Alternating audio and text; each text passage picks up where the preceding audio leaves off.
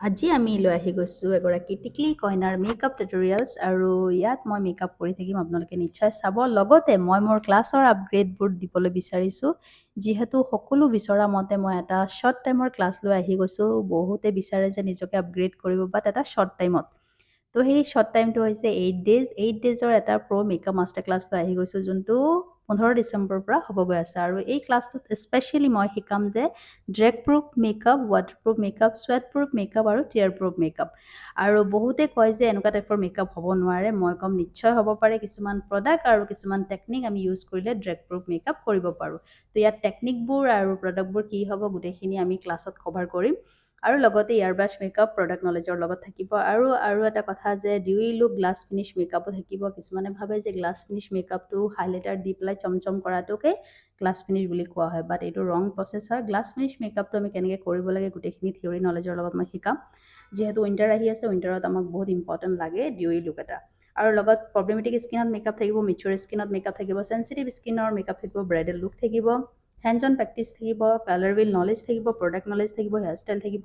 Product knowledge national international দুটাই থাকিব, যিহেতু চবেই জানে যে মই ইণ্টাৰনেশ্যনেল প্ৰডাক্টবোৰ বহুত বেছি ইউজ কৰোঁ। আৰু মই ষ্টুডেণ্টকো ইণ্টাৰনেশ্যনেল প্ৰডাক্টৰ নলেজবোৰ বহুত দিওঁ। সেইটো কাৰণে দিব লাগে যাতে এজনী আৰ্টিষ্টে চব টাইপৰ প্ৰডাক্টৰ নলেজ থাকিব লাগে আৰু চব টাইপৰ প্ৰডাক্ট ইউজ কৰিব লাগে, তেতিয়াহে এজন ভাল আৰ্টিষ্ট হ'ব পাৰে বুলি মই ভাবোঁ। আৰু গোটেইখিনি মই ইয়াত শিকাম। লগতে ছ'চিয়েল মিডিয়া ইম্পৰ্টেণ্টলি শিকাম যে ছ'চিয়েল মিডিয়া কেনেকৈ হেণ্ডেল কৰিব লাগে, ছ'চিয়েল মিডিয়াত আমি কেনেকৈ গ্ৰ' কৰিব লাগে, মেনেজমেণ্ট গোটেইখিনি এই ক্লাছত কভাৰ কৰা হ'ব। তো যোনে যোনে ইচ্ছুক আছে, ভাবিছে এই ক্লাছটো জইন কৰিব, নিশ্চয় আহিব পাৰিব এই ক্লাছটো জইন কৰিবলৈ। 8 ডেজৰ হ'ব আৰু 15 ডিচেম্বৰৰ পৰা হ'ব। আৰু ইয়াত কথা পাতোতে দেখিছে আমাৰ ব্ৰাইডগৰাকী ৰেডি হৈ গৈছে, বহুত ধুনীয়া আৰু কিউট লাগিছে তাই।